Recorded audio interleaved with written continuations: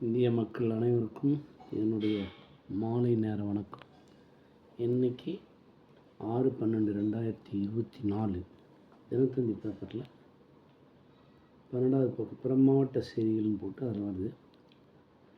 சூரிய ஒளி மின் விளக்குகள் அமைத்ததில் ரூபாய் 3.72 கோடி முறைகேடு, 8 வட்டார வளர்ச்சி அலுவலர்கள் மீது வழக்கு, லஞ்ச ஒழிப்பு போலீஸார் அதிரடி.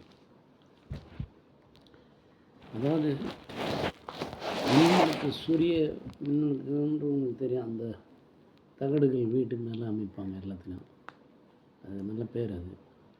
அதில் 8 வட்டார வளர்ச்சி அலுவலர்னா பிடிஓஸ், கிராமங்கள் நடக்கும்போது தானே இதெல்லாம் மாட்டுறாங்க.